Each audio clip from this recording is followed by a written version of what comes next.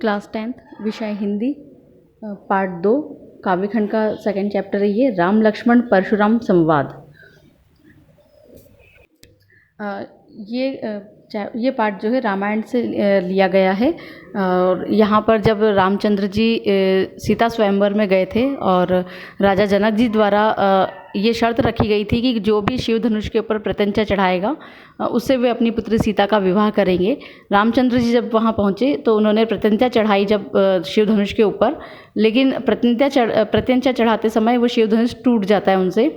उसके बाद शिव भक्त भगवान परशुराम वहाँ पर पधारते हैं और वो आकर के राम जी और लक्ष्मण जी पर बहुत क्रोध करते हैं। तो उसी संवाद का जो राम लक्ष्मण और परशुराम जी के बीच में जो ये संवाद हुआ था उसी को यहाँ पर पाठ्यबद्ध किया गया है। तो पहले मैं इसको जो है पढ़ूंगी और उसके बाद इसका जो है भावार्थ समझा दूंगी। और इसके भी भावार्थ की PDF मैं सेंड कर चुकी हूँ, तो आप लोग वहाँ से भावार्थ लिख भी सकते हैं। नाथ संबुधु निभंजनिहारा होई ही को केउ एक दास तुम्हारा, आय सु कहा कहिए किन मोही, सुनी रिसाई बोले मुनि कोही। सेवकु जो करे सेवकाई, अरिकरनी करी करिए लड़ाई। सुनहु राम जहि शिव धनु तोरा, सहस बाहु सम सो रिपु मोरा। सो बिल गाऊ बिहाई समाजा, न त मारे सकल समाजा। तो यहाँ पर जो है इसका अर्थ है कि भगवान परशुराम के क्रोध को देखकर जब जनक के दरबार में सभी लोग भयभीत हो गए तो श्री राम ने आगे बढ़कर कहा, हे नाथ, भगवान शिव के धनुष को तोड़ने वाला आपका ही कोई एक दास होगा, बताइए उसके लिए क्या आज्ञा है, आप मुझसे क्यों नहीं कहते। राम के वचन सुनकर क्रोधित परशुराम बोले, सेवक वह कहलाता है जो सेवा का कार्य करता है, शत्रुता का काम करने वाला से तो लड़ाई की जाती है।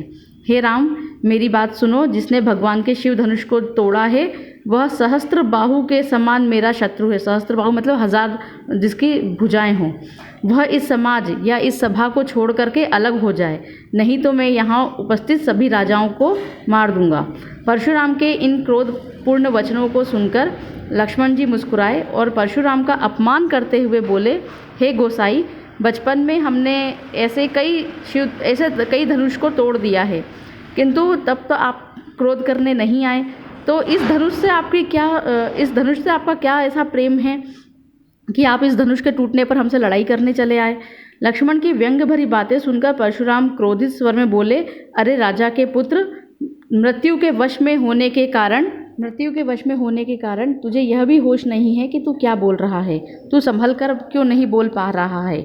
समस्त विश्व में ये विख्यात है कि भगवान शिव का यह धनुष समस्त विश्व में विख्यात भगवान शिव का यह धनुष क्या तुझे बचपन में तोड़े गए धनुष के समान ही प्रतीत होता है। सभी जानते हैं कि जो भगवान परशुराम है वे क्षत्रिय कुल के द्रोही थे। अनेकों बार उन्होंने जो इस धरती को क्षत्रियों से विहीन कर दिया था और पूरी धरती जो है ब्राह्मणों को दान दे दी थी। तो इसलिए जो है भगवान परशुराम के क्रोध को वहाँ उपस्थित सभी लोग जानते थे। इसी कारण परशुराम जी के सभा में पहुँचने पर सभी जो है वहाँ पे भयभीत नजर आए थे। अब दूसरा है, लखन कहा हसी हमरे जाना, सुनहु देव सब धनुष समाना। का छति लाभ जानु जुन धनु तोरे, देखा राम नयन के भोरे। छुअत टूट रघुपति न दोसु, मुनि बिनु काज करिय कत रोसु। बोले चिते परसु की ओरा, रे सठ सुने ही सुभाऊ न मोरा। बालकु बोली बधो नहीं तोही, केवल मुनि जड़ जा नहीं मोही। बाल ब्रह्मचारी अति कोही, विश्व विदित क्षत्रिय कुल द्रोही। भुज बल भूमि भूप बिनु किन्ही, विपुल भार महिदेव न दीन्ही। सहस बाहु छेद निहारा, परसु बिलोक महीप कुमारा।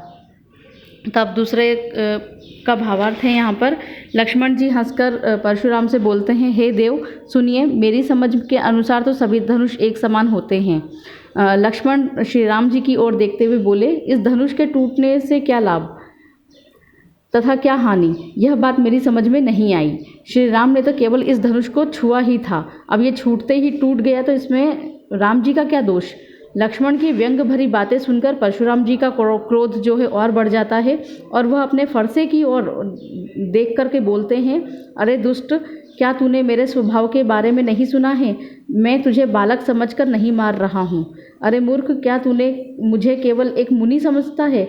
मैं बाल ब्रह्मचारी और अत्यंत क्रोधी स्वभाव का हूँ। पूरे विश्व में मैं क्षत्रिय कुल के घोर शत्रु के रूप में प्रसिद्ध हूँ। मैं अपनी इन्हीं भुजाओं के बल से पृथ्वी को कई बार राजाओं से रहित करके उसे ब्राह्मणों को दान दे चुका हूँ। हे राजकुमार, मेरे इस फरसे को देख जिससे मैं सहस्त्र बाहु की भुजाओं को काट डाला था। अरे राजा के बालक लक्ष्मण, तू किससे भिड़कर अपने माता पिता को चिंता में डाल अपनी मौत को बुला रहा है? मेरा फरसा बहुत भयंकर है। दोहा नंबर 3। बिहसि लखुन बोले मृदुबानी, अहो मुनि शुभ महाभटमानी। पुनि पुनि मोहि दिखाव कुठारा, चहत उड़ावन फूंकी पहारू।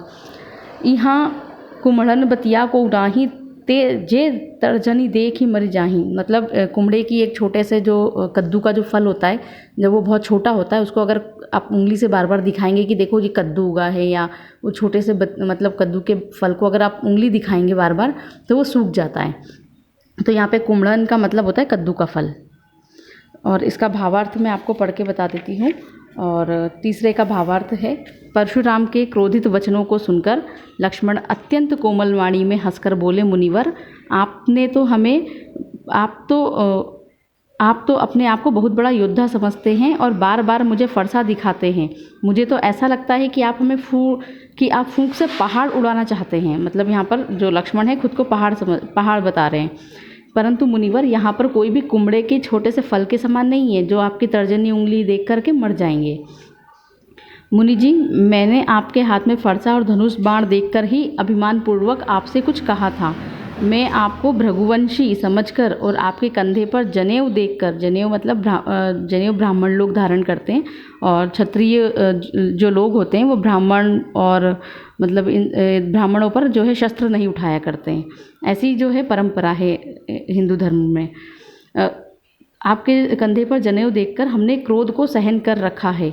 हमारे कुल की यह परंपरा है कि हम देवता, ब्राह्मण, भगवान के भक्त और गाय, इन सभी पर वीरता नहीं दिखाया करते, क्योंकि इन्हें मारने से पाप लगता है और इनसे हार जाने पर अपकीर्ति होती है। इसलिए आप मुझे मार भी देंगे तो भी मैं आपके पैर ही पड़ूंगा।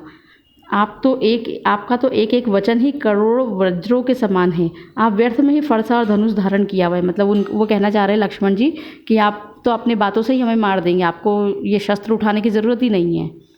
यदि मैंने आपको देखकर कुछ गलत कह दिया हो तो हे धैर्यवान महामुनि, आप मुझे क्षमा कर दीजिए। यहाँ पर भी जो है लक्ष्मण जी उन्हें परशुराम जी को व्यंग करते हैं धैर्यवान कह करके, क्योंकि परशुराम जी जो है क्रोधी स्वभाव के हैं, तो उन्हें धैर्यवान कहना ये व्यंग करना है। लक्ष्मण के यह व्यंग वचन सुनकर भृगुवंशी परशुराम क्रोध में आकर गंभीर स्वर में बोलने लगे। यहाँ पर जो है 3 दोहों का जो है भाग 1 वीडियो ख़त्म हो गया है। राम लक्ष्मण परशुराम संवाद का जो है भाग 1 ख़त्म हो गया है। अब सेकंड वीडियो में आगे के जो है दोहे जो है वो समझाऊंगी उसमें मैं।